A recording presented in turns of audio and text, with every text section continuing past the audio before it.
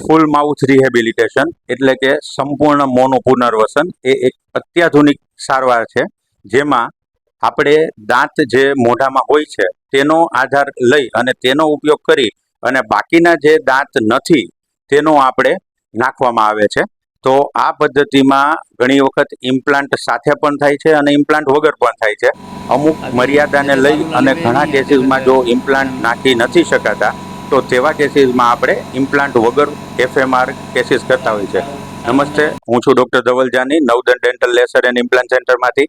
આજે આપણી સાથે એક પેશન્ટ છે જે બાની ઉંમર 86 વર્ષ છે. હવે 86 વર્ષની ઉંમરે એમને નક્કી કર્યું કે આપણે કોઈ પણ પ્રકારની સર્જરી કરવી નથી, મોઢામાં કોઈ પણ પ્રકારનું લોહી નીકળે એવું કામ નથી કરવું, એટલે કે ઇમ્પ્લાન્ટ વગર આપણે એને ફૂલ માઉથ રિહેબિલિટેશન, કારણ કે દાંત નહોતા, જમવા માટે દાંતની જરૂર પડે, તો દાંતની જરૂર પડે, દાંત નાખવા છે, પણ બાને થોડો ડર હતો કે આપણે સર્જરી કરવી પડશે, લોહી નીકળશે, તો એમની શારીરિક મર્યાદાઓ તથા તેમની જે બીક હતી કે ભાઈ મારે સર્જરી નથી કરવી, તો એને આપણે ધ્યાનમાં લઈ અને તેમનું આપણે ફૂલ માઉથ રિહેબિલિટેશન કરેલું છે, જેમાં ઇમ્પ્લાન્ટ વગર કરેલું છે.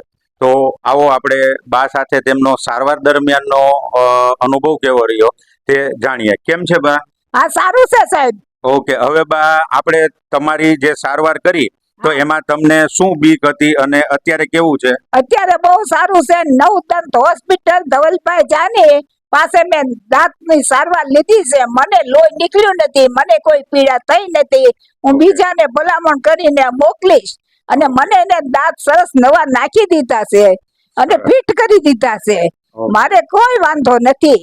ઓકે, સરસ બા. હવે આપણે તમે જ્યારે આ ફિટ કરાવવા આવ્યા તો ત્યારે તમને મનમાં કઈ બીક હતી? હા, મને બીક હતી કે તાતણીથી દાંત નાખશે, એટલે હું નહોતી આવતી, પણ મારા દીકરાએ સમજાવી અને મને અહીંયા લાવ્યો છે.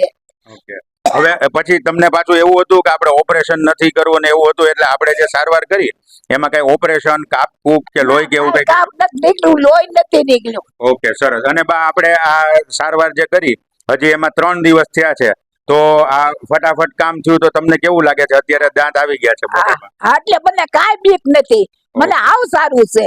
સરસ બા. હા, મને કોઈ તકલીફ નથી અને હું ઘરે જઈને નિરાંતે જમીશ, મોજથી જમીશ. સરસ બા. હવે આપણે એક વખત માસીના દાંત જોઈ લઈએ. ખોલો. આ દાંત આપણે જે હાલમાં જ હજી ફિક્સ કરેલા છે. બા મોઢું બંધ કરો. જો આ દાંત આપણે હાલમાં નીચેના ફિક્સ કરેલા છે. બહુ સરસ રીતે ફિક્સેશન થયેલું છે અને બાનો આપણે રિવ્યુ જાણ્યો. તો હવે થોડા સમય પછી આપણે ફરીથી બાની સાથે મુલાકાત કરીશું. એમને અત્યારે ટ્રાયલ માટે જમવા માટે દાંત ફિક્સ કરેલા છે. અઠવાડિયું 10 દિવસ સુધી બા જમશે. તેમને જમવાનો અભિપ્રાય કેવો રહ્યો તે પણ એમને આપણે અઠવાડિયે 10 દિવસ પછી પૂછશું. બરાબર બા? અઠવાડિયું 10 દિવસ આપણે બધું જમવાનું છે, પછી પાછો અભિપ્રાય આપવાનો. બરાબર? બધું ખાશો? બરાબર? સરસ. ઓકે, ચાલો, થેન્ક યુ.